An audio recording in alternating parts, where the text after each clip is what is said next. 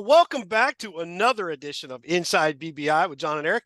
I'm John McDevitt, and with me, as always, senior editor of Big Blue Interactive, Mr. Eric Kennedy. And Eric, for the second time this week, we have a guest immediately with us, and joining us one of our favorites. I want to say our favorite, but then I'm dissing everybody else. One of our favorites from Ourlads Scouting, Dave Syvertsen, and everybody knows you as Cy. Dave, you've been everywhere lately. You are in demand, my friend. So how does it feel right now leading up to this is like the Super Bowl for scouting? Yeah, I'm very much looking forward to this the sheer entertainment of tomorrow. It's gonna be it's gonna be a wild night. I think very unpredictable. That's how I like it. But I will say I'm getting a little mock draft out because normally Daniel Jeremiah is doing his 8 p.m. mock draft tonight. We saw Peter Schrager's this Yeah. morning, which I always pay attention to both of those things this time of year.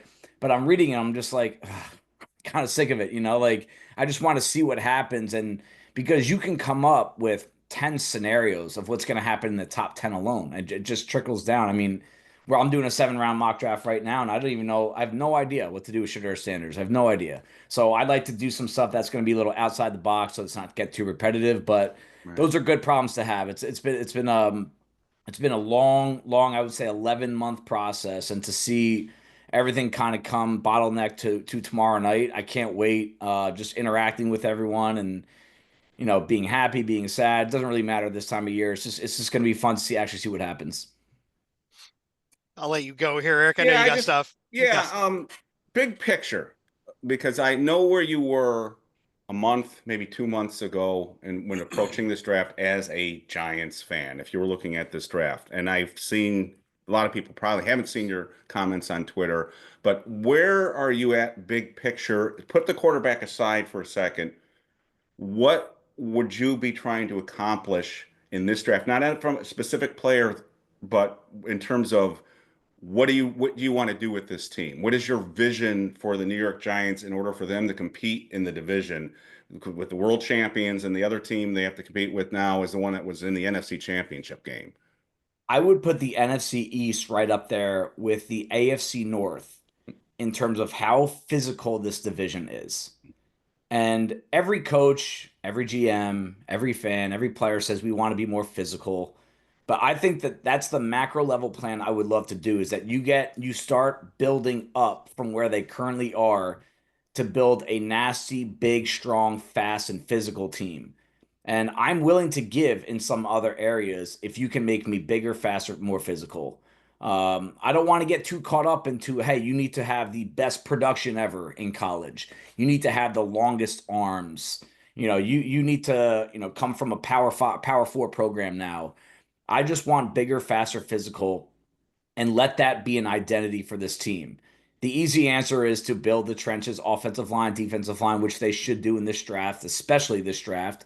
The easy answer is to get another running back that can, help move the chains and keep the ball in their possession and keep the Eagles offense off the field, keep Jayden Daniels off the field. That's an easy answer, but that gets specific, and you need other things to happen for Right. that to line up for you. So I think the macro level plan coming in, quarterback aside, is to Right. make this team bigger, faster, and more physical.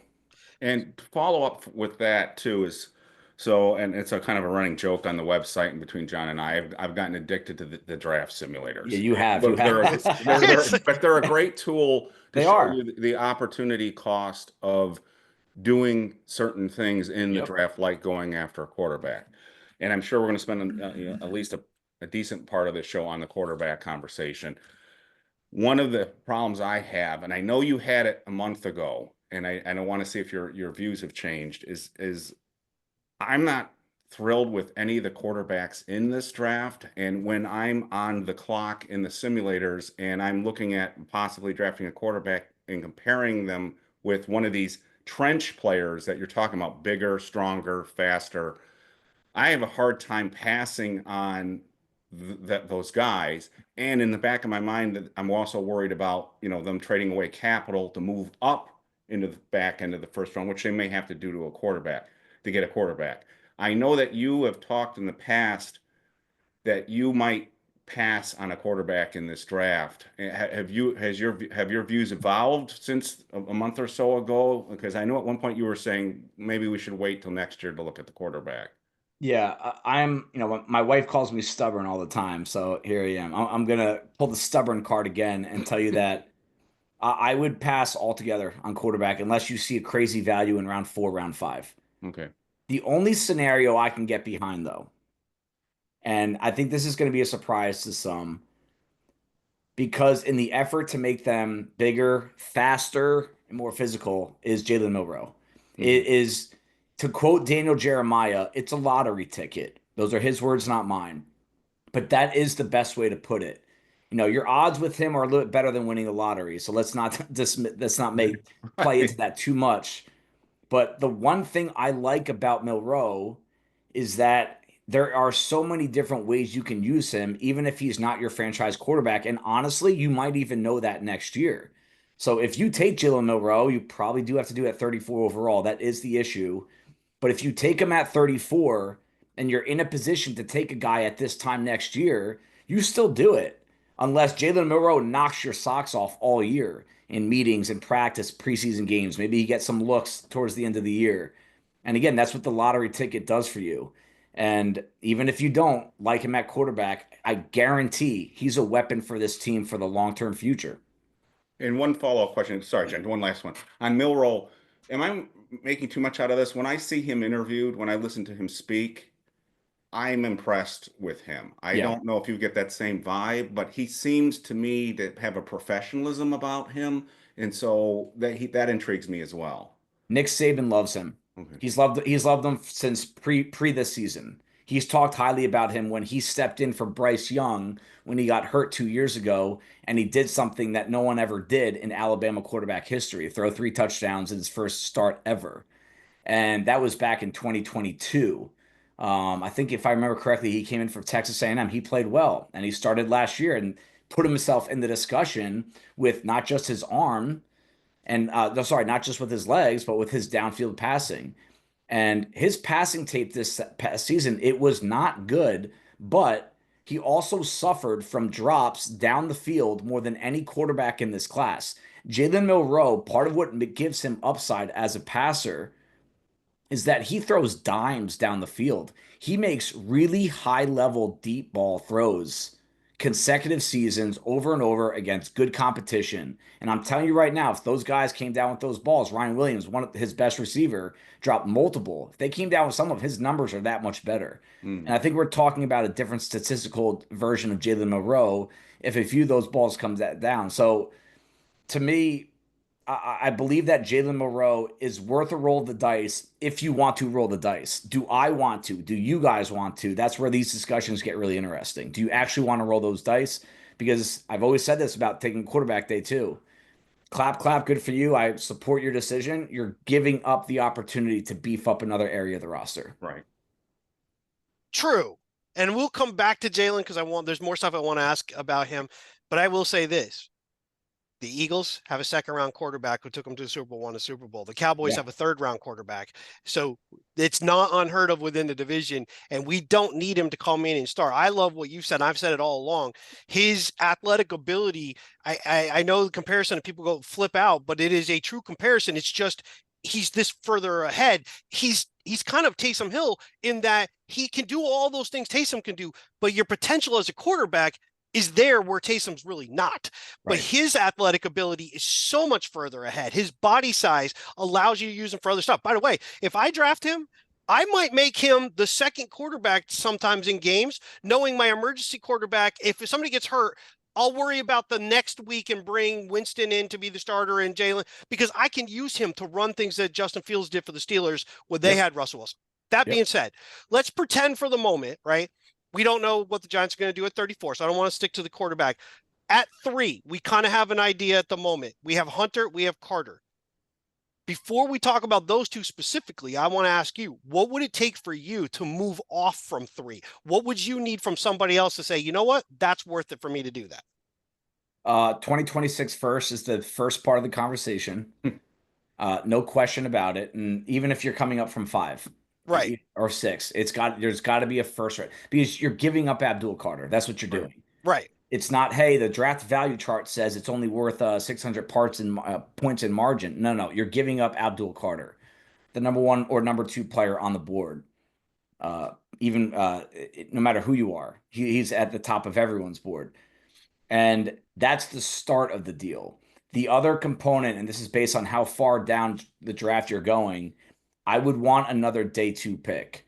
If you're going down pretty far, like Carolina at 8, Chicago at 10, San Francisco at 11, you're Right. talking about a day two pick this year and next year, in addition to the first round pick. Right. If you're going down to 6 or 5, you could probably take just one, like a third rounder this year. But it's got to be 2 picks. They have to be what I call premium picks, meaning top 100. I'm getting a starter. That's the goal. And then a first in next year. Because the reason why I would take a trade down and pass on an Abdul Carter is with the quarterback in mind. That's the Right. only reason I'm doing a trade like that, is to make sure I go into the 2026 draft with more ammo to trade up if I needed it, or one of these teams is terrible and I get their first round pick, kind of what happened with Chicago, Carolina last year. Right.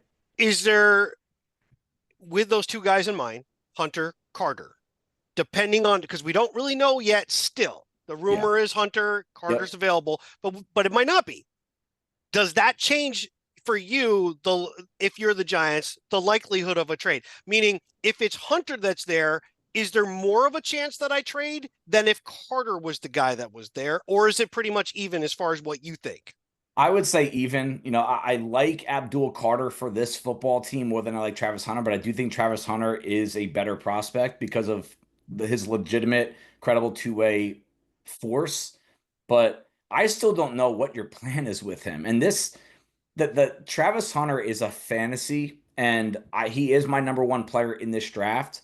So I don't want to talk down on him or anyone that wants to bring him in, but it's going to be a circus, no matter what, in terms of what room does he go to when it's position meetings? Right. Receiver, corner, when you get the group together, is he in the offensive room or defensive room? And I know everyone thinks he can do it on both ways at the next level, but we are also talking about something that's literally never been done before. And if he has a bad stretch at wide receiver 6 weeks in, are you going to pull the trigger quickly and move him to the defensive side of the ball? I mean, there's just so many things that are going to be really unstable. I almost don't want to deal with it.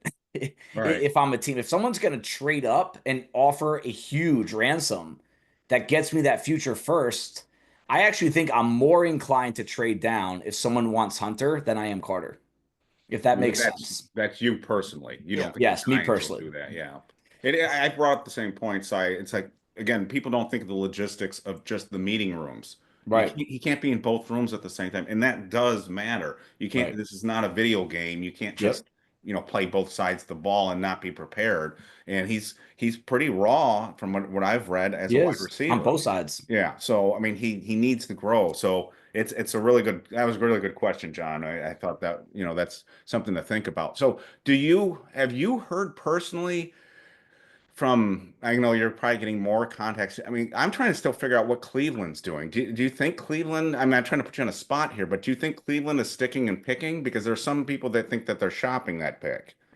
I think they're sticking and picking with Travis Hunter. What they're doing with their 33rd pick is what is really interesting to me. Mm-hmm.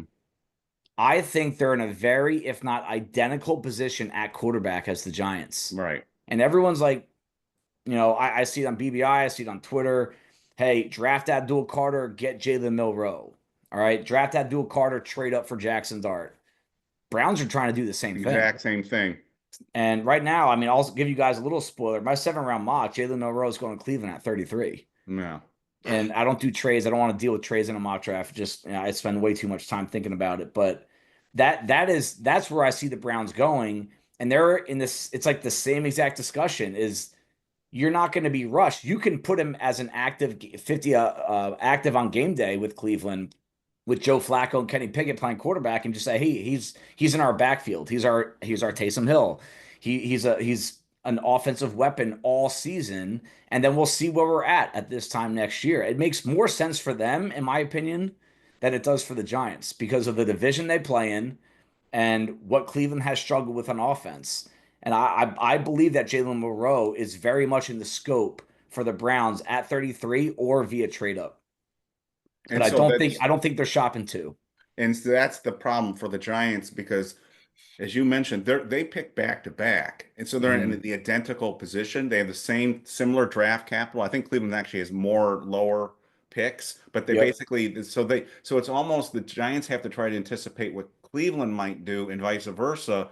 And is there going to be sort of a bidding war? And if you're a team picking ahead of them late in the first round, you're going to play them off Yep. each other. So Yeah. And this is where the conversation goes to the next level. We've talked about this a few times. Not only are you using that asset on that position, but you're now going to give up more assets that are premium that you need to build the rest of the roster. And now is the lottery ticket worth that price? And it's a fascinating situation. I mean, this circles me back to the end of the year where you didn't know if they were going to get fired or not, right. Shane and Daboll, but specifically more Daboll. Right. And then I'm driving today. I played my first round of golf today, and the entire time I'm just thinking like, got a little sunburn now that I'm just looking at myself.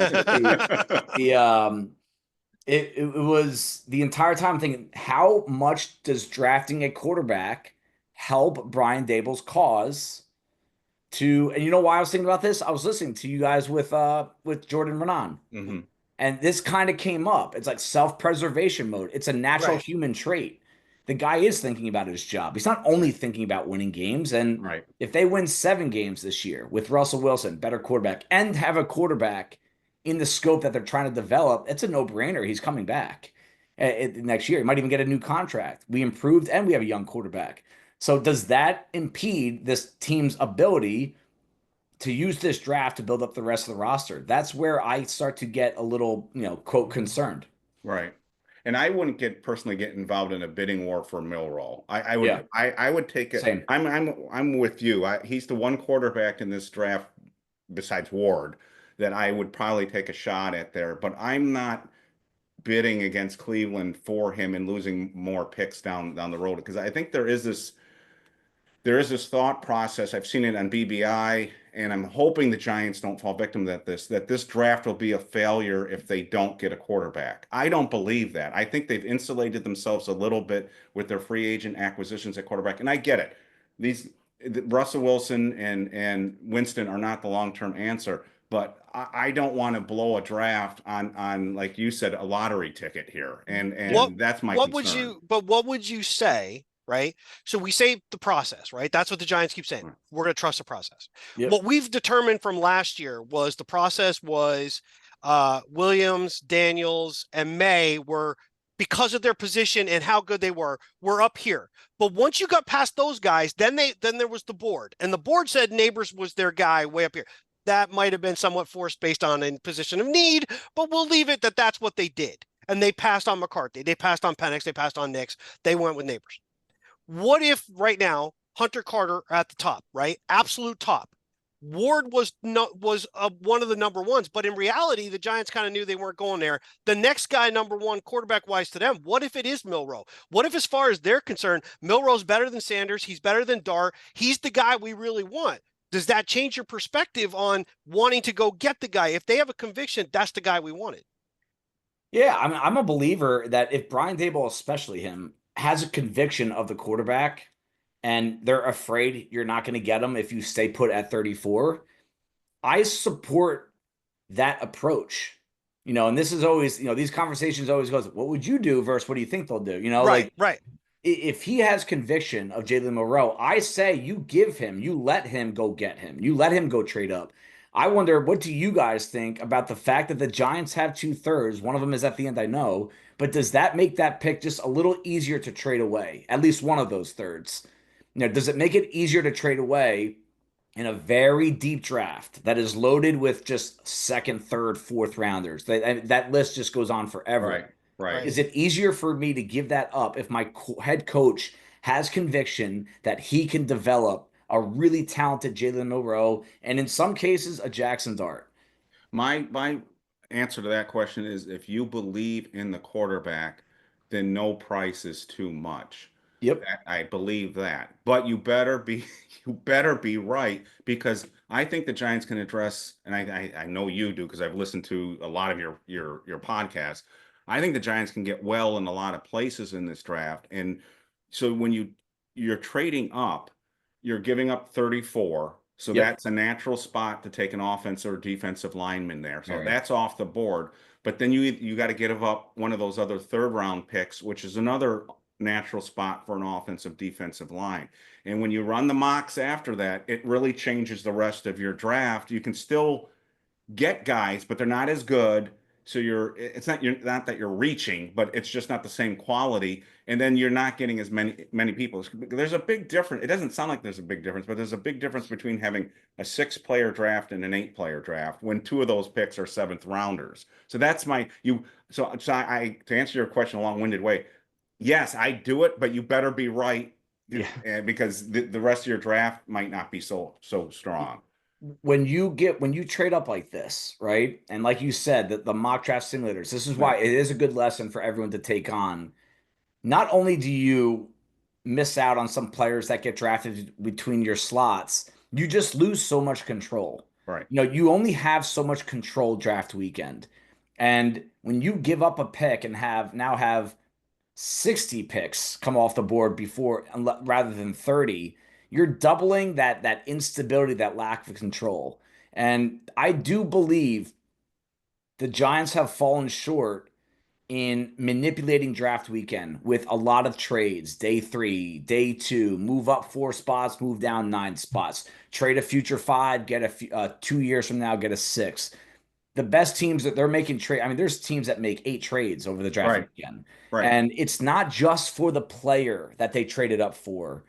They just have this like chess over checkers approach to the draft weekend where it's almost like a beautiful mind where these numbers are just popping up on the wall and they know that they can trade these two, get that. The Rams do this at a high level. The Eagles, the Ravens, the Texans have started to do it where it, you don't have to think about this in such a simple manner. It doesn't have to be, oh, we gave up 34 and 65 to move up for the quarterback. Why can't it be we gave up 34 and 65, but we also traded down at 99 and right, 103 and got these 4 picks and another third next right. year? Right. That Right. that's it, it's a deeper process than what some general managers are able or capable or even willing to do. Yeah, I'm glad you brought that up, because when I run the simulations, the 2 natural spots to trade down are 34 and the top of the third round, and the top of and that 99, which is the sorry, the last third round pick. Yep. And the Cleveland spot in the top of the second round is always a hot spot for teams looking to trade up and Yep. accumulate picks. But I think Yep. the second spot is too. So one of my worries again is when you do the quarterback, you also miss out on the opportunity to say trade down from 34 to 38 or 30 or 39 and pick up another 4th rounder. Now I Right. tweeted out a few days ago. I thought I was being smart. I said, boy, the heart of this draft is rounds 2 through 4. I would love to have more picks. And then about an hour or 2 later, I saw you tweet out man, rounds 4 through 6. You can really get a lot of good players in this draft. So Well, I don't want to lose those later round picks. That's my yeah. issue here. Yeah. I mean, 2 and 3, I would even say it's like 2 different tiers. It's just that whole area of the draft, and everyone is saying it now Mhm. that after the first round, there's just not that big of a drop off. After the third round, there's just not that big of a drop off. And there's a lot of credible reasons why. It's not just picking numbers out of thin air and just making up a statement. The COVID is still impacting the NFL draft. And what I think is going to be a really interesting potential trade down spot, again, think outside the box, is at 105. Hmm. The top of the start of day 3, where these teams they go home for the night, they meet after the third round, they look at the board, they just have more time to make conversation, make some phone calls, call up Joe Shane. Hey, there's 6 guys we really like. What are you willing to give us if we move up to 105 and the Giants can move down to 115 to 125? And just start setting yourself up, not necessarily for more picks this year, unless you had to give up some to go get your quarterback or whatever you want to do, but start setting yourself up for next year. And I think Giant fans get frustrated with me in terms of I am just trying to kick the can down the road. Right. But one of these years, you have to do something like this. And I know it didn't work out with the Justin Fields trade up and Giants ending up with the Kadarius Toney. I know it didn't work out at that point. But that is where I think the progress, sustained progress of this franchise will be, is you get your quarterback probably next year, but you also start manipulating the draft at the start of round 3, round 4 to keep setting yourself up for the future. And it's easy to say because it's all theory, it's all fake, it's all make pretend. You have to find a partner to dance with. But I want to think deeper with drafts than just, hey, will I give up my second and third for to Pitt so I can get ahead of Pittsburgh and draft Jaxson Dart? You know, Right. Well, the other thing with the concept of where people get upset, right? Like, oh, you're good. So I'll use Eric.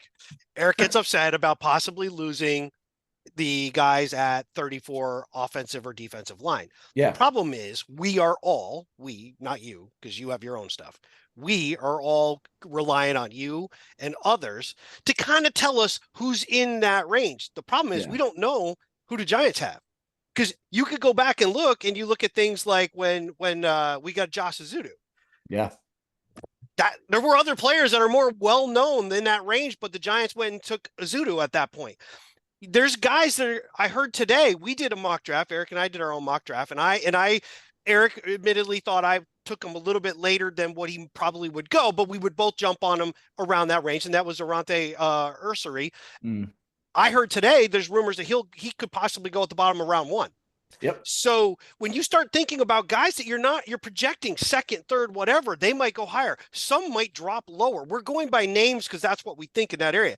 I think Jaylen Milroe, to bring it full circle, the reason I keep trying why I keep trying to sell it, you nailed it on the head side, is that he gives you a floor of, it's not like I'm getting a quarterback, and if he can't be the quarterback, I got nothing.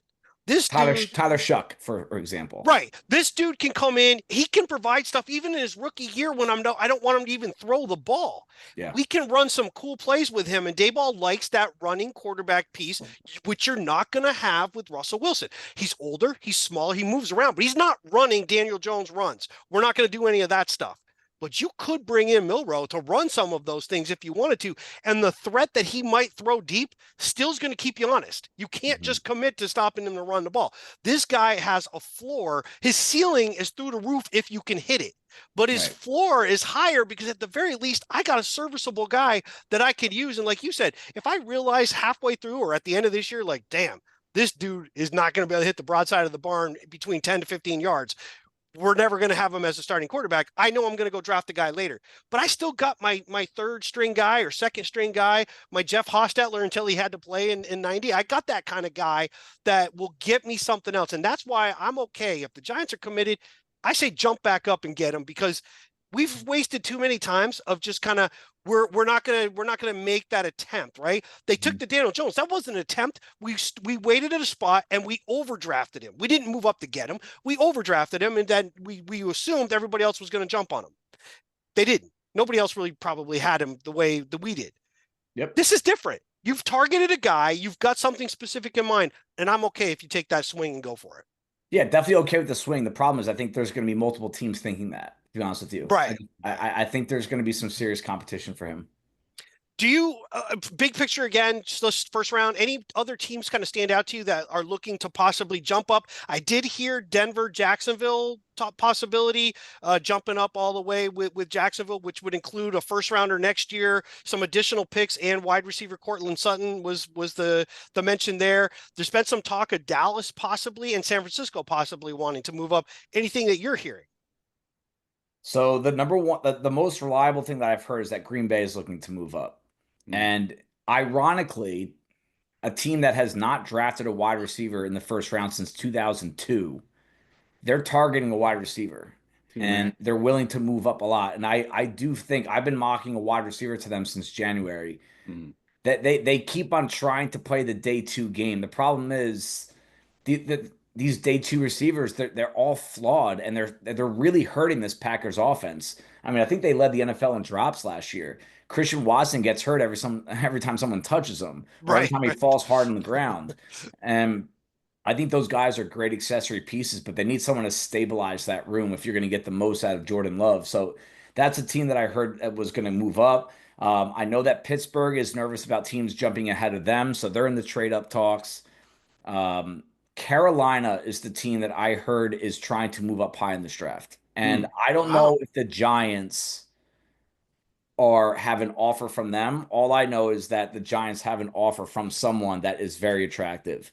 And I went through the top 10 because I don't think the Giants are going, I mean, San Francisco maybe, Yeah. but I don't know what they'd be coming up for. I mean, they need a lot of help, and I think it'd be foolish of them to jump up that high.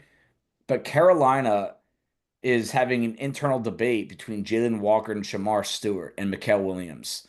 Very different kinds of players, but defensive front kind of guys. That tells me that if they can get their hands on Abdul Carter, they'll Right. move up. And that changes the Giants' plans. Let's say they move up that down to 8, Yeah. they get the 2026 first from a team that might not be good next year. They Right. also get another day 2 pick. What do the Giants do at 8, 9, 7? Like if they end up in one of those ranges, because that changes everything.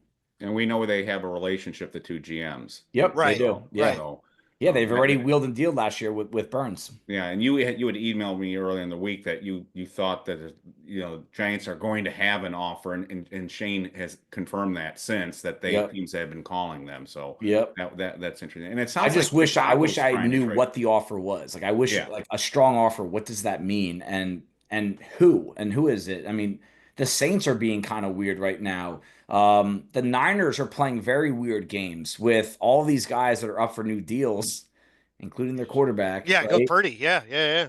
And they look at quarterbacks different. That organization looks at quarterbacks different. Remember who they traded up for years ago? Sure, Trey sure. Lance. And they've had quarterbacks, Brock Purdy being one of them, but even beyond him, Nick Mullins has done well in that system. Yep. They Shanahan, I don't know if I would want to call him a QB whisperer. I mean, maybe he does deserve that label because of what he's done with Brock Purdy. But there's also a lot of people that also think Brock Purdy's still not that good. It's all Shanahan. And if there is a quarterback in this draft that does fit into what Shanahan does in terms of ball placement, accuracy, mechanics, plays the game the right way, he's smart, it's Shadur Sanders. Shador, yeah. Right. And people are telling, everyone is saying, I don't know if it's, this time, especially this week, I don't know if it's all like click on my stuff, all these, but there are people saying it's going to be a wild top 10. And that would be wild to me. That would be San Francisco moving up or Carolina moving up and getting a Shadur Sanders or an Abdul Carter. That would be funny because I just saw a few days ago that somebody made the prediction on one of the networks saying, "Oh, it's going to be very quiet, top 10, nothing's going to happen." But in the last couple of days, exactly what you're saying, we're hearing all these crazy rumors. I heard today Chicago's trying to trade up, Yeah. and so No, a guy I work with, the assistant GM, he does a lot of Chicago radio, and he's got so many contacts in the league, and he doesn't even tell me stuff because he doesn't trust me. He's like, he just gives me those like Chicago, like they would move up, like just like does that. Chicago would move up, and he does that publicly as well. So I don't mind saying it, but they're going for it, and they're doing everything they can to give Caleb Williams like his window. I mean, I don't think I've seen an organization try to support their quarterback as much as them. And are they doing it correctly? I don't know. But the one thing they don't have is they don't have that superstar running back, and that Yeah, could take a lot Genty. of pressure. So Genty that's could be that guy.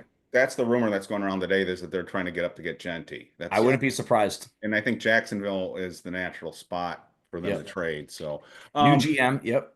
So you've obviously recognized that you're caught in between a domestic dispute between John and I about Milroe. So I apologize for that in advance. I apologize. And again, I'm not against drafting him. I'm not trading up for him. I'm not giving up that pick. And I also apologize. I misspoke earlier when I said 99. I meant 65. But you made an excellent point that where the draft breaks for the day, the following day when everybody has a chance to think about their board. So 104 makes great sense for the Giants to trade down. Yep. Obviously 34 is a great place for people to reset their boards and look. And I also thought 65. I didn't mean 99. I meant 65. Yeah. Because I've noticed that if you trade down from 34, you can usually get another fourth rounder. If you trade down from 65, you can usually get another fifth rounder. And in this draft, I think that matters. But let's assume the Giants either miss out on the quarterback because they went earlier, the Giants couldn't trade up, and they're sitting there at 34. Let's assume that they don't trade down. And everybody is, I think, in the BBI Giants community, but I've also seen this on X. There's a lot of people are looking at the same positions, the same, offensive line, defensive Yeah. line.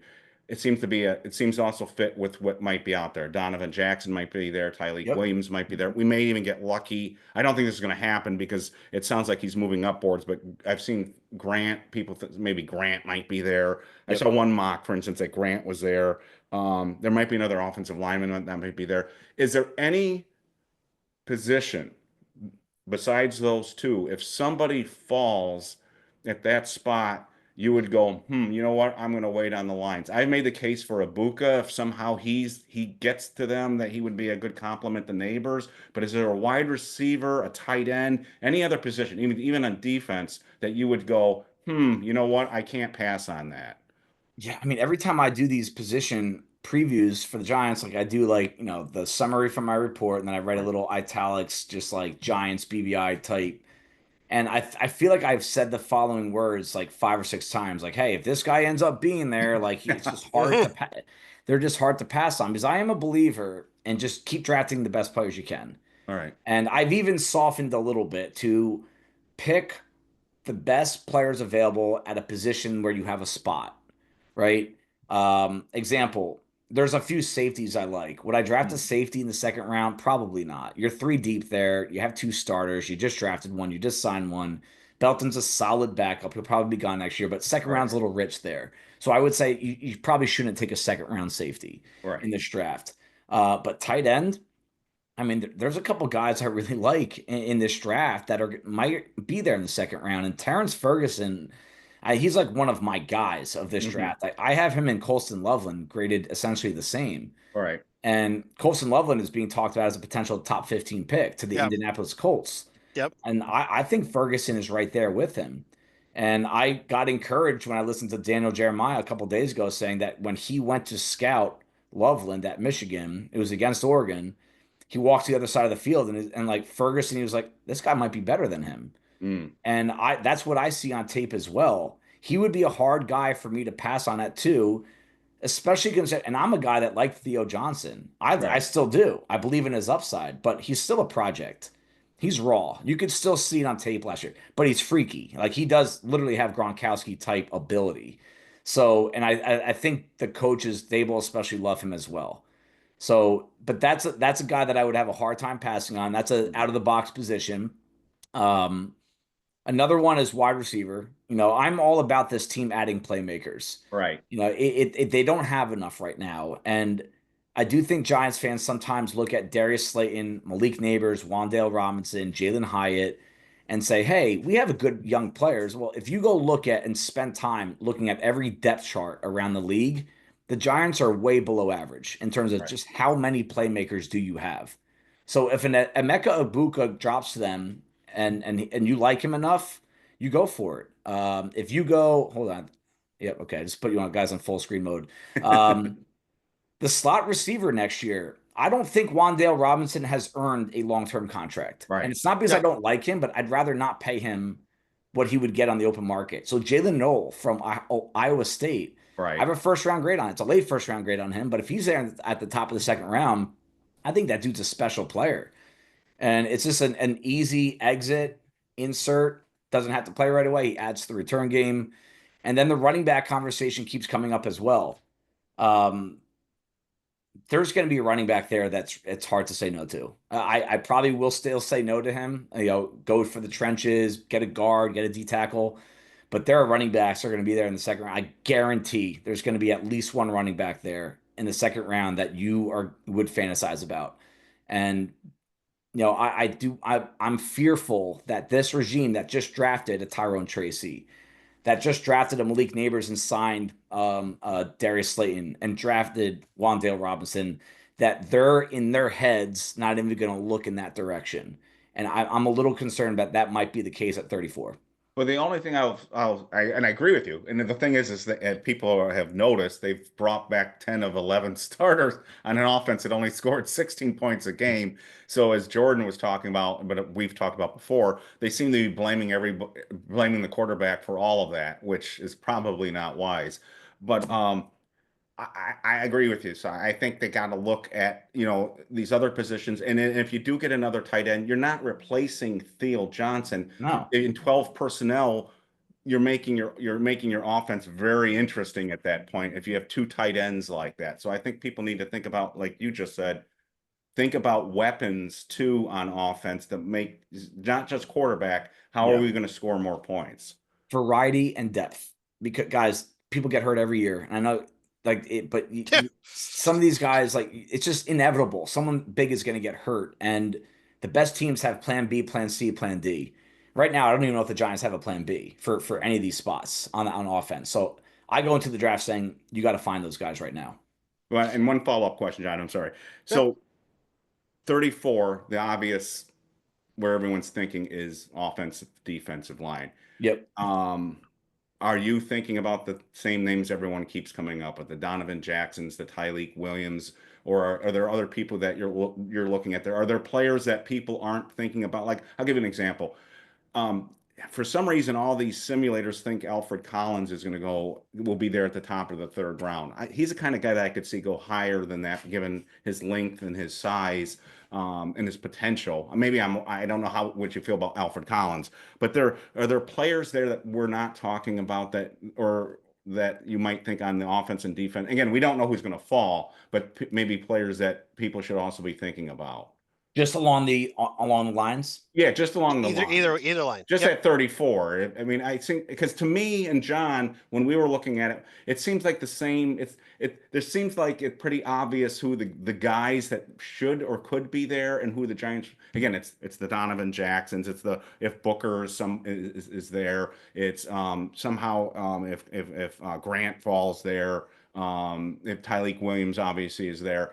It seems like the same player. Norman Lott was my guy. Yeah, I saw that. Yep. Yeah, is there somebody there on the lines that we're not thinking about, or fans aren't thinking about, or not giving enough respect to that might be there, or is that pretty much the names that you're looking at? If that makes sense. It's pretty much the name. The one name I don't see anyone ever talk about that I don't think will be there in the third. So therefore, it's not a reach to take him in round 2 is Ozzie Trapillo from Boston College. Swing tackle only. So I don't know if that actually hurts or helps his cause, but if you're really making a full-time move of Evan Neal inside, the Giants are now thin at tackle. James Hudson, I'd like to get someone in the building via the draft to fill that swing tackle role. And the Giants were all over him at the Senior Bowl. I know Chris Snee has that connection to Boston College, so maybe that was why. Another name that I saw him just watching very closely was Savania from Arizona. I don't think he's going to be there in the third round either. I think he's going to be somewhere in maybe the back half of the second round if I had to predict. So to me, he'd be worth taking at that point. I don't want to go there with the centers. Is he a swing guy, or would you project him more to be a guard versus a tackle guard? His game is very similar to Illuminor. Illuminor might be a little bit of a better athlete, but I would want Savania as a guard, but I would consider cross-training him in time, not for 2025 though. It's very rare for a guy that's going to move from tackle to guard, but you say, hey, just in case we might move you outside. It's a lot. It's a lot for these guys to learn. But in a pinch, I mean, you could do that over signing Chris Hubbard and Justin Pugh to play left tackle. I mean, that you'd rather have that in the building. But I like Savania. I just think he's not athletic enough to play the outside. I just don't trust that. You can hide some of his issues inside, and he tested very well. That surprised me. He was one of the surprises of the combine and pro day circuit for me. He athletically tested at a very high level. I like to get a guy that has some tackle guard flex. But I also believe that a lack of swing tackle on this organization has hurt in big ways in recent years. Yeah. I mean, it's destroyed the Giants. So Trapillo could be a surprise name. Well, I had him going at the top of the third, so that doesn't look like that's going to happen. It wouldn't shock me, Eric. I think some of these guys are going to fall. And like that's why whenever you do these mocks, you don't need to know who specifically is going to drop. But Right. what I do think does help to know is what positions are going to have guys that drop. Right. And I'm telling you, there's going to be an interior offensive lineman and there's going to be a defensive tackle there that you Sure. like. It Yeah. will happen. I just don't know which one's going to be there. Well, that was a perfect segue to my next question is, so, and I saw this, and this has just was tweeted out by somebody in the draft community. He felt that he had heard that the offensive lineman will go earlier than a lot of people think in this draft. Yeah. At least the tackle types, because of there aren't a lot of them. Yep. And so the question is does that affect, if you were running things, does that affect what you do at 34, knowing that the defensive tackle class is deeper? And so you try to get your offensive lineman earlier, knowing that you can get your defensive tackle, or do you say, you know what, my defensive tackle is so good there at 34, and I don't want to pass him up? Yeah, I would go if I had guys graded somewhat equally, or Right. even a D tackle slightly above the offensive lineman. I'm going the offensive lineman. Right. That's what I thought you'd say. For two reasons. The defensive line group it's deeper, so you can play that game a little bit. But I also think in terms of roster construction and scheming, it's easier to hide an issue at defensive tackle, which I don't want. I don't want an issue there, but it's easier to hide that than it is on the offensive line. Defensive line is naturally a rotational position. Look at the players that are available in June and July. It's like, oh, there's some good players there along the defensive line. I would be more confident you can scheme around that than having a gaping hole at right guard. And with where the Giants are with their current personnel at right guard and their options, hopefully one of these guys sticks. I mean, I think it's a three-man race between Van Roten, Neal, and Ezadu. You can correct me if I'm wrong, but I don't feel good about any one of those. I just don't. And that can really hurt the offense in a big way, especially if you're trying to get the ball down the field more often now with a quarterback that can actually throw the ball downfield. So, the only guy that keeps popping up in my head, and I think Eric, I think you like him, but I am also a little concerned. It's Derek Harmon from Oregon. There is a medical on him. I don't know what it is though. I just know that there's a medical on him that said it might make him drop. So if he is there at 34, it's like, and this is where we have to kind of check ourselves and say, hey, I don't have all the information that's necessary to have the 100% credible opinion on it. But what is the injury? How big of a deal is it? At that point, there are maybe 8 guys that I would take over Derek Harmon. I mean, he's really high up on my board. Right. If he's there at 34 on a team that needs another defensive tackle, I'm taking him. But the risk is there a medical that is really that bad? And that concerns me a little bit. So the question is, I would take a Derek Harmon over a Donovan Jackson probably. Right. And when I run my mocks and if he's ever there, I immediately take him. Yeah, it's tough. I mean, that's such I go back and go. forth on those two. It's a coin flip with those two. I mean, Derek Harmon and Donovan Jackson, it would be a really tough call. Right now, I'm still kind of like talking myself in and out of that. Okay. So let's because we're trying to keep some time in line. Let's kind of do a little game of kind of what we were doing with Jordan, but not about fans and what they say about you. We're not going to go that route. Well, we want to throw out some things. We're going to throw out some things draft wise, different players, team stuff, whatever. It will kind of take turns going back and forth just to get your opinion. So I'm going to start. Before I do that, I just want to say, if you haven't seen, Steve McMichael passed away. I didn't know that. He did. They had moved him to hospice, but he passed away roughly about an hour ago. So rest in peace to great defensive player, and it was a big time pro wrestler after the fact too. I mean, the guy had 2 major careers. That being said, we were going to throw some things out here. So I want to start first, real quick. What are your thoughts on the statement that Todd McShay threw out there that said the Giants will not draft Shadur Sanders, not just at 3, that he's not their guy. He's not the guy that they would draft. After all that we've seen all year long, the amount of time that they spend in Colorado, is that smoke? Is there truth to that? Or do you believe there's like a divide within the scouting staff and the coaching staff maybe having different interests and they're not lining up? Yeah, I mean, for a long time I said Giants to Shadur is a sure thing, and because I kind of bought into the idea that Daboll wants the swagger. He wants to have some personality, some confidence back there after watching a deer in the headlights and Daniel Jones. But I've always, at the same time, I've always said he's not a first round quarterback. He's just not. He never Right. has been. And it's kind of, to me, not that I'm not like I've had some misses at quarterback, and I'm trying to work on that and change my process. I've changed it a lot since I've gotten all the access to the tape. And basically, it just comes down to you got to watch more, and you got to watch more from different angles. And I've never saw it with him. I don't think how I can't fathom anyone saying he's definitely a first round quarterback. So I could see them saying he's out. They're out for the reason that he's not physically that talented. And if you look at some of the quarterbacks that Brian Daboll has had success with, there's a lot of physical talent there. And Shadur's biggest weakness is that there isn't anything about him that is standout talent. He's a good thrower of the football. He's got the name on his jersey. He's tough. He can drop the ball in a bucket from a far distance away. But his arm is average. His athleticism is below average. His body is below average in terms of size metrics. That it would not surprise me at all to say that they're out on him after. But they have put so much attention in onto him dating back to last year. So I the Giants are very good at keeping their cards close to their chest. Mm. I don't think McShay knows. I think it's interesting. I'll say I've said this about Sanders before.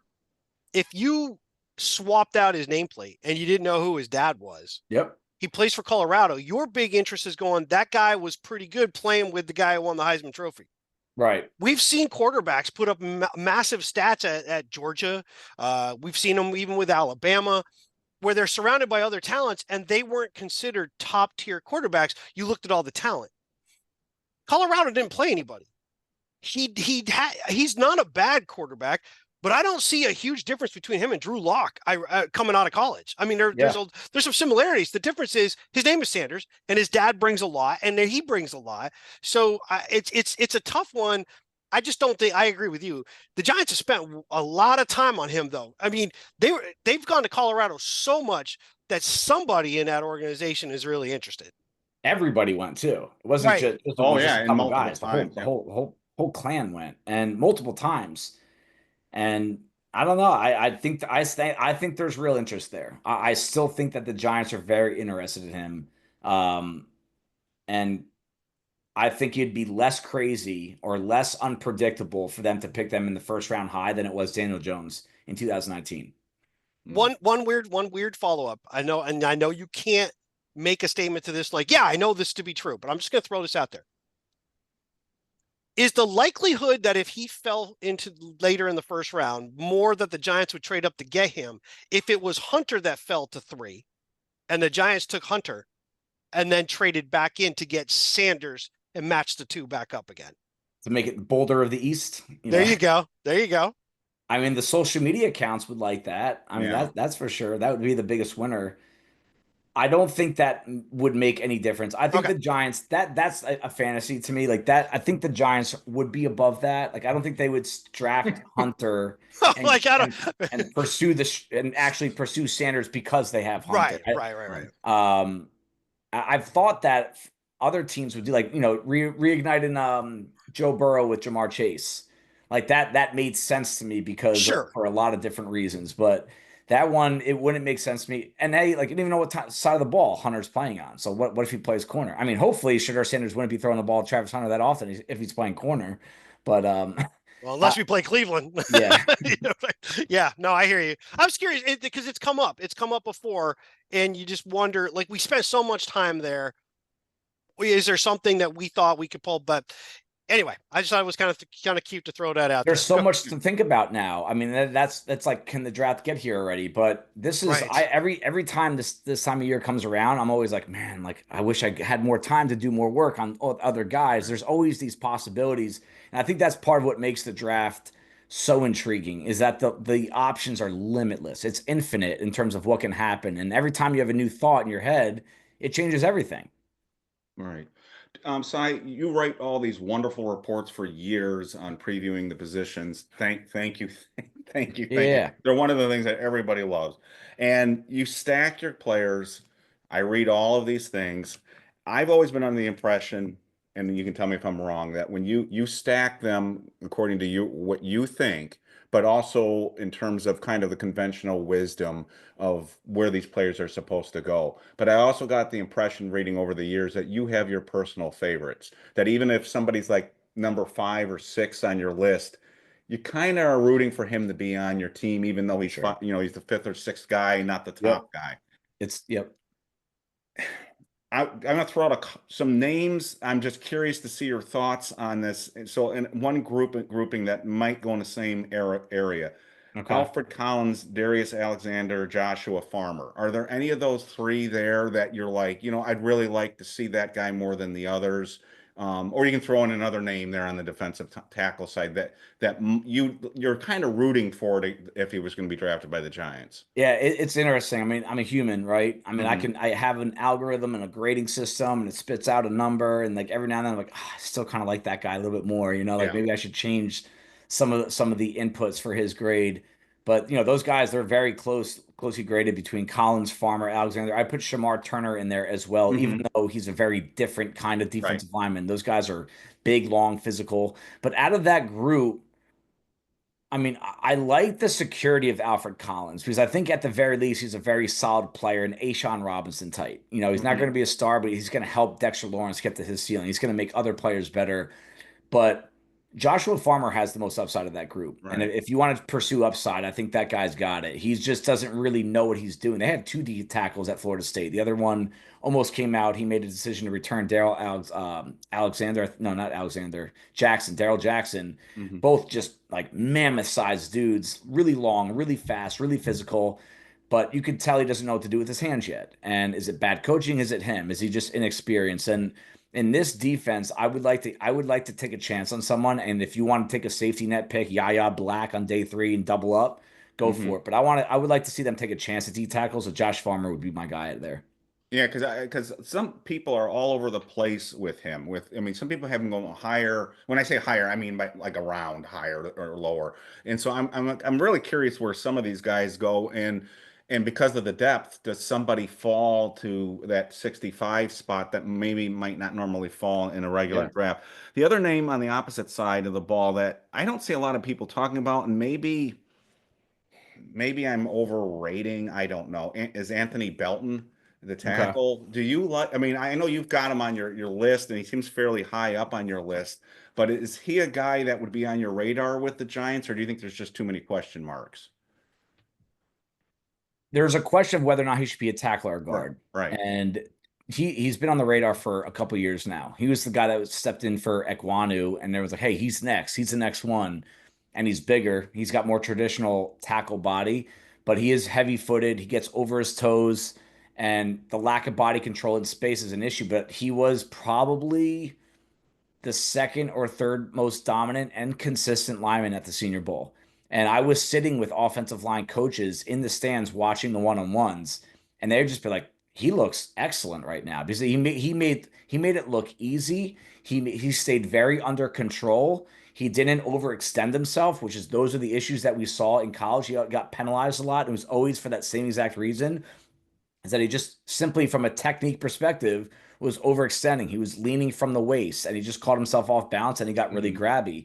He wasn't doing that at the Senior Bowl. And it's different playing in one-on-ones and game situations sometimes Evan Neal, for example, you just don't have the eyes, you don't have the feel, you can't anticipate, and you're not athletic enough to react. And that's kind of where Anthony Belton sits.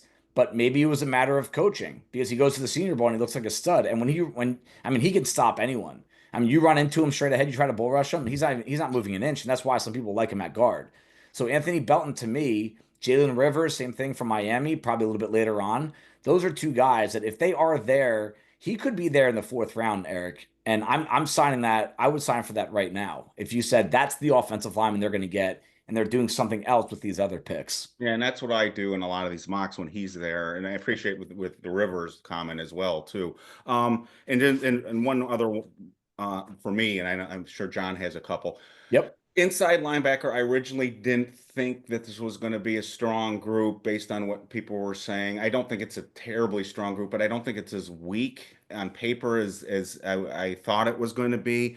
Am Yep. I crazy in thinking that Stutzman or Cody Simon might be a good fit for the Giants? If again in the fourth, fifth round area, that might be a little low for Stutzman. He might not make it that far, but I again, you watch all the tape of all the games. What I do is I read all these reports and then I try to find tape, not just the good stuff, but but to me, I just like the way Stutzman plays, and I thought he'd be a great fit because one of the issues this defense has in run defense, it's not just playing at the point of attack, but it's tackling. We need to tackle better, and I think that's one of the reasons why they got the safety out of Miami is they want to get a better tackler at the safety position, but I think they need to get better tackling at the linebacker spot as well.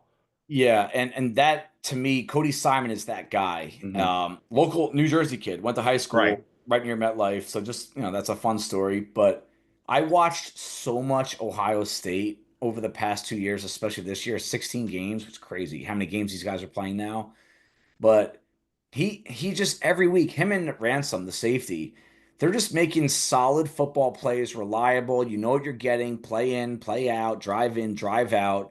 And he's really physical and he's a better athlete than you think. I love Cody Simon in round 4, and I think that's a bigger need also. That's why I don't want to give up all these picks. Right. They might not have either of these linebackers next year. If Okereke does not step up, he's Yeah.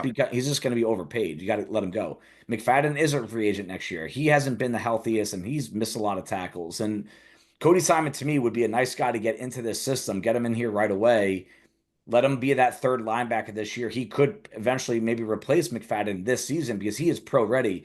5-year career, not one penalty. Think about Right. that. Yeah. Missed tackles are few and far between with him.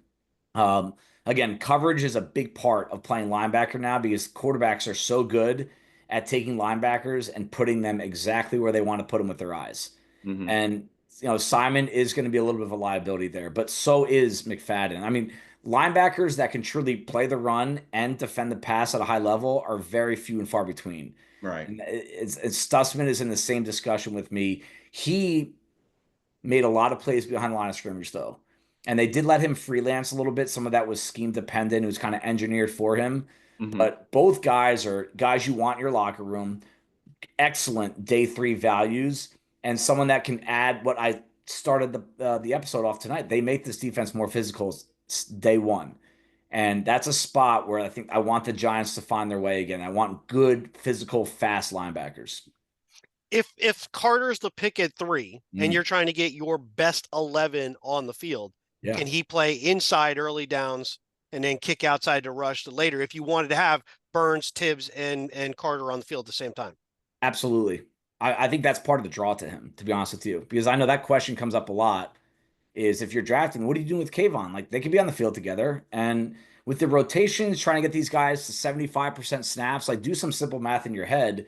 You shouldn't have all 3 of them on the field at the same time. You have to rotate these guys in. Guys get hurt. You want to have that depth. But if they're all healthy and you're in the fourth quarter, you have a 4-point lead and you're matched up against Jayden Daniels, I think his best role in base defense in that kind of situation against that kind of quarterback is off-ball linebacker because you can spy him. He is one of the very few athletes that could actually go chase down a Jayden Daniels. He can go take down Jalen Hurts. It actually might be his best role, kind of what Micah Parsons was in Dallas for his first couple of years. A lot of edge rushing. But early on, he could do a few different things. And absolutely, that's a question also. If you can ever get Shane Bowen to come on with you guys, you could ask him. Well, they used that. He was using that role at Penn State too. He spied a lot. Too. Oh yeah. He was all over the place at Penn State. I mean, well, he's if you go back, I'm taking it way back. You go back to, and Eric, you should know this, 85, 86, 87, 88. Who did the Giants use to spy Randall Cunningham? They moved LT inside and LT would be the guy to chase him from either side to side. He didn't always rush him from the outside when Cunningham. Now, when Jaworski was back there, it was just a free run from the outside to go kill him. But when Cunningham was the quarterback, LT would move inside on obvious passing downs. He would spy and run from the middle and take him, and basically eliminated Cunningham's biggest strength when you would move LT there. You can go back and look, 87, 88. There are major highlights. LT pulled a hamstring chasing Cunningham and stalking him short of a first down, and he plays again the next week with a really bad hammy. You can do that with a superstar athlete. Yeah. And get them on the field. But you're right, though. There's also the point that you're going to try not to have all three on the field. That keeps them fresh. But there will be times, if we are going to put the best 11, that guy brings you that much more. Of the quarterbacks that we've talked about, right, Ward's going to go one. There's a huge assumption. I mean, they say he's going one, but we haven't, they don't do contracts or anything now. So Ward goes one, but any of the other quarterbacks in order, I don't really care which one. Which one of the quarterbacks, just in your kind of projection, doesn't matter what team they go to, that you think might actually end up being a lot better than people are giving credit for, and which one might surprise people that you think is going to struggle? Okay, good question. I'm gonna stick with my gut on the guy that I think is gonna outplay his draft position is Quinn Ewers from Texas, and he makes the game look pretty back there with that way, his footwork, his release, the way he can manipulate the football. He can play on time. He got the ball out faster than everyone over the course of their career. I think it was under 2.5 seconds, 3 straight years, which is that's hard to do. And he played in a very pro style offense at Texas. He does have experience, play action under center. He just did not play well this year. And I can't always put a finger on why. I do think that his receivers were not as good as many people said they were. I think his offensive line fell apart a little bit. He is a little frail. He's missed multiple games every year of his career, but when he's on, I trust him. And he can make a lot of throws short to intermediate, and that's where the NFL passing game is living right now. So that's the guy that I think is going to, or could, depending on where he goes. I love him in a McVay, Shanahan type offense. I think he could excel. The guy that I don't see it with is Tyler Shuck from Louisville. And I don't know if that's cheating because I have a 5th-round grade on him, but every time I go to Twitter, someone's like, he might be a first rounder. I'm like, who is spending a first rounder on a 26-year-old, 7th-year senior that had one okay season, that has some of the biggest brain farts on TV from the quarterback position of all these quarterbacks? I just don't understand. I mean, he's big, he's got a good arm, and he's got a Joe Flacco type, snappiness to his arm. But when it looks good, it looks great. But watch everything else. I just don't see it there.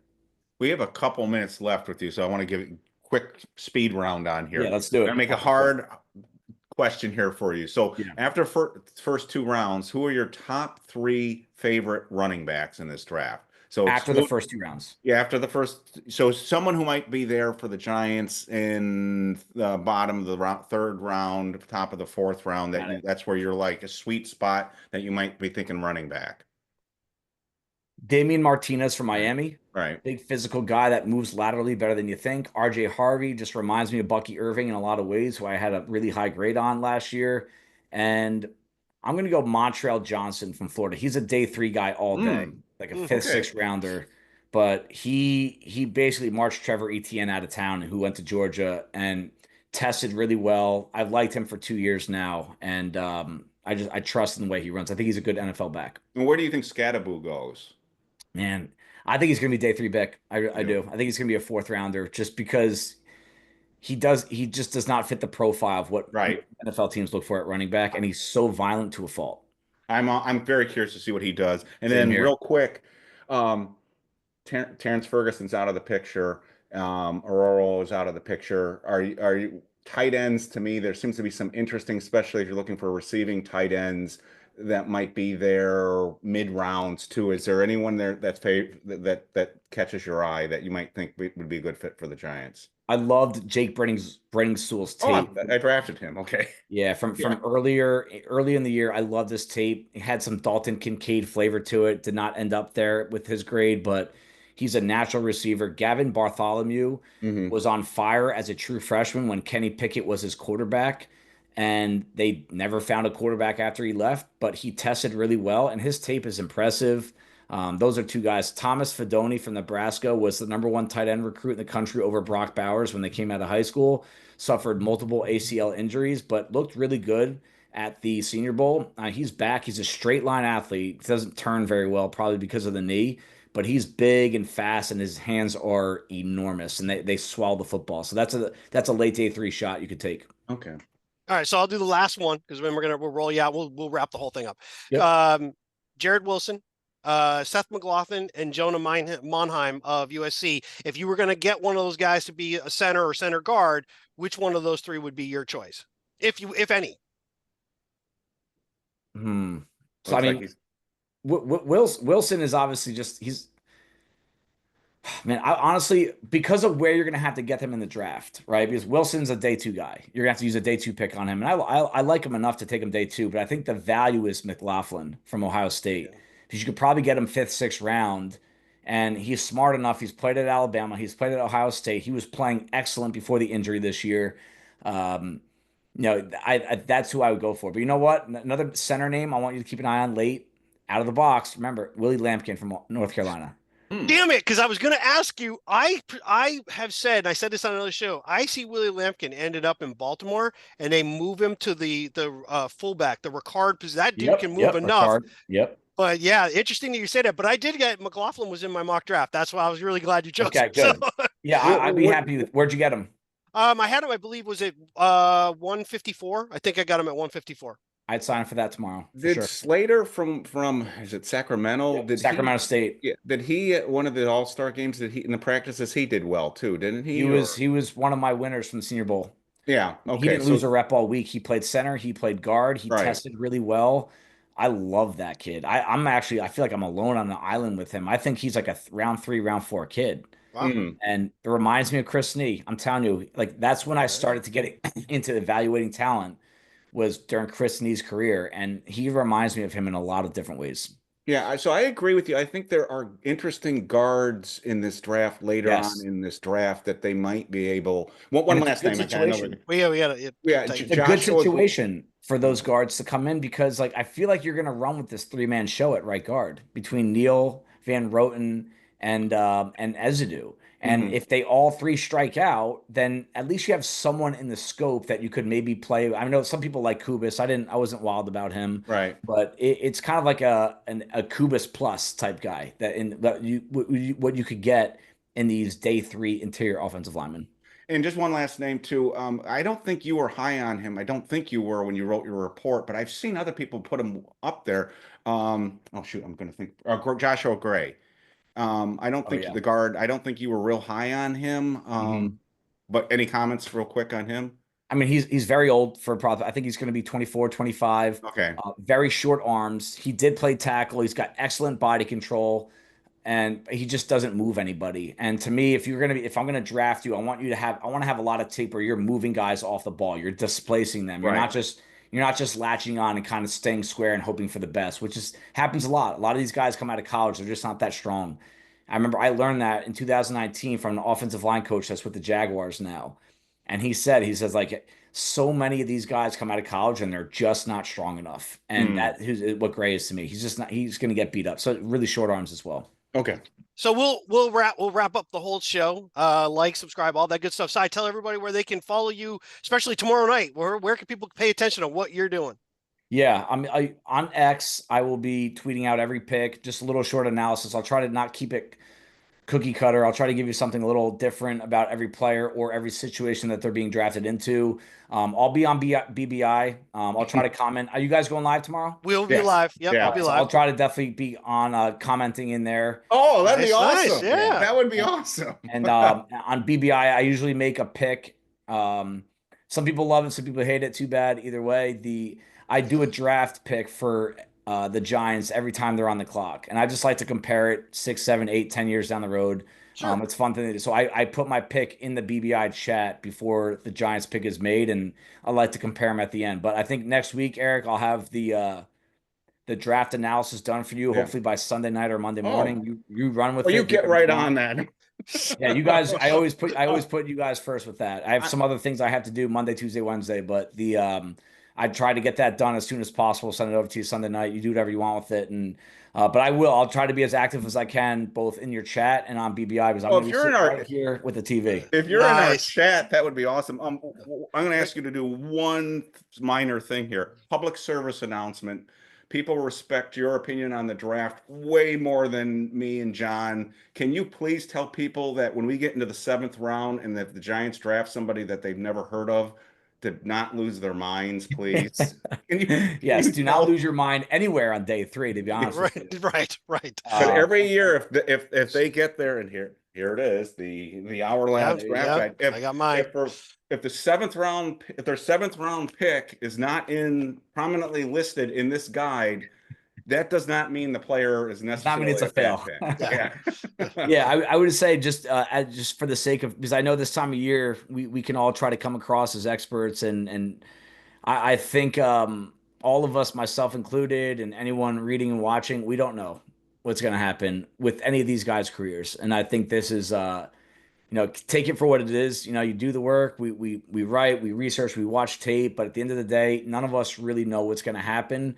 So I think any really strong reactions in any direction, never going to tell a grown adult what to do in that, but you try to keep the opportunity to have some egg on your face away by, oh my gosh, I hate this pick, and he ends up being an all-pro. So, I have more faith in this front office than I did in the previous. And I believe in what their system is, but they have yet to really prove it. So we will see what happens with them. And but at no point do I ever want to come across as I know more than others. I just know the time I put into it, and I like sharing the information, and that's it. That's all it is. Perfect. And if you're going to lose your shit over a 7th round draft pick, I say you reassess the They importance do every of year. your They do life. every year. So with that being said, we're gonna wrap it up. Yeah. Like, subscribe, all that good stuff, and we will see you tomorrow night live at the draft. Thanks, Si.